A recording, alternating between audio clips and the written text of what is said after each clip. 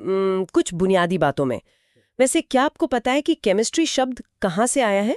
हाँ, मैंने भी पढ़ा था इसके बारे में। मिस्र के शब्द कीमिया से, जिसका मतलब है काला रंग। है ना अजीब? हाँ, काफी दिलचस्प है। तो आज हमारे पास रसायन विज्ञान के मूल सिद्धांतों पर कुछ जानकारी है। हमारा इरादा है कि इन स्रोतों से वो जरूरी बातें निकालें जो पदार्थ को समझने में मदद करें। मतलब वो क्या है, कैसे बना है, ये सब। बिल्कुल। हम देखेंगे कि पदार्थ के गुण क्या हैं, उसकी बनावट कैसी है और उसमें बदलाव कैसे आते हैं। ये समझना जरूरी है क्योंकि हमारे आसपास की हर चीज इन्हीं रासायनिक नियमों पर चलती है। ये सिर्फ लैब की बात नहीं है। अच्छा, तो शुरू करते हैं पदार्थ से, मतलब मैटर।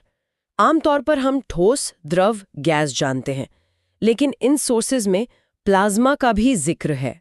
ये चौथी अवस्था। जी हाँ, प्लाज्मा ये कोई मामूली गैस नहीं है। ये बहुत बहुत ज्यादा तापमान पर होती है जब गैस आयनित हो जाती है। मतलब इलेक्ट्रॉन अपने परमाणुओं से अलग हो जाते हैं और इसी वजह से ये बिजली चला सकती है, जैसे तारों में या बिजली कड़कने पर होता है। ओह अच्छा। हाँ, पर पदार्थ को सिर्फ अवस्था से नहीं देखते, उसे रासायनिक बनावट के आधार पर भी बांटते हैं। तत्व, यौगिक और मिश्रण। हाँ, तत्व, एलिमेंट, यानी पदार्थ का सबसे शुद्ध रूप जो एक ही तरह के परमाणुओं से बना हो। सही, जैसे लोहा है, सोना है, ऑक्सीजन। और जानकारी ये है कि अब तक करीब 118 तत्व खोजे जा चुके हैं। इनको धातु और अधातु में भी बांटा गया है। हाँ, उनके गुणों के आधार पर। धातुएं जैसे तांबा या लोहा वो बिजली और गर्मी को आसानी से जाने देती हैं, सुचालक होती हैं। और अधातुएं जैसे गंधक या ऑक्सीजन वो ऐसा नहीं करती, कुचालक होती हैं। अच्छा। यहीं पर हाइड्रोजन की बात भी दिलचस्प है। जैसा कि स्रोतों में लिखा है, हाइड्रोजन अकेला ऐसा तत्व है जिसके सबसे आम आइसोटोप के नाभिक में न्यूट्रॉन नहीं होता। अरे हाँ, ये तो वाकई अनोखा है। बिल्कुल, ये चीजों से काफी खास बनाती है। तो ये तत्व अकेले भी रह सकते हैं, पर जब ये केमिकली जुड़ते हैं तब यौगिक बनते हैं, कंपाउंड्स। हाँ, और इसमें खास बात है निश्चित अनुपात, एक फिक्स्ड रेशियो। जैसे पानी का उदाहरण दिया गया है H2O।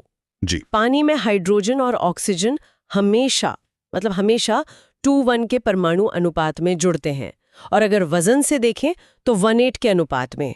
और सबसे बड़ी बात यह है कि पानी के गुण उसे बनाने वाले तत्वों हाइड्रोजन और ऑक्सीजन से बिल्कुल अलग होते हैं। हाँ, हाइड्रोजन तो ज्वलनशील गैस है और ऑक्सीजन जलने में मदद करती है, लेकिन पानी आग बुझाता है। एकदम सही, यही है रासायनिक संयोग, एक पूरी तरह नई चीज बन जाती है। और मिश्रण, मिक्सचर्स, उसमें चीजें बस मिली हुई होती हैं, बिना किसी रासायनिक बंधन के।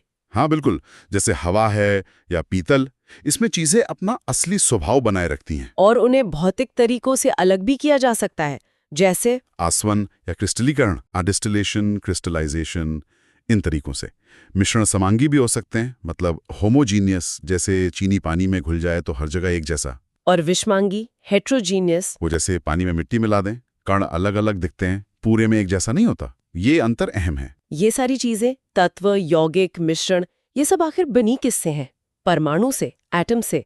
मुझे याद है स्रोतों में रदरफोर्ड का जिक्र था, जिन्होंने 1911 में परमाणु के नाभिक, न्यूक्लियस की खोज की थी। हाँ, वो एक बहुत बड़ी खोज थी। इसने हमारी समझ को पूरी तरह बदल दिया। तो परमाणु का जो मॉडल है, बीच में नाभिक जिसमें प्रोटॉन पॉजिटिव चार्ज वाले और न्यूट्रॉन जिन पर कोई चार्ज नहीं होते, और इलेक्ट्रॉन नेगेटिव चार्ज वाले बाहर चक्कर लगाते हैं। बिल्कुल। और किसी तत्व की पहचान होती है उसके प्रोटॉनों की संख्या से। उसे परमाणु संख्या कहते हैं, एटॉमिक नंबर। यही तय करता है कि वो कौन सा तत्व है। हाँ, और द्रव्यमान संख्या होती है प्रोटॉन और न्यूट्रॉन को मिलाकर। इससे आइसोटोप्स को समझने में मदद मिलती है। इन स्रोतों में एक बात बार बार आई, ऑक्सीजन।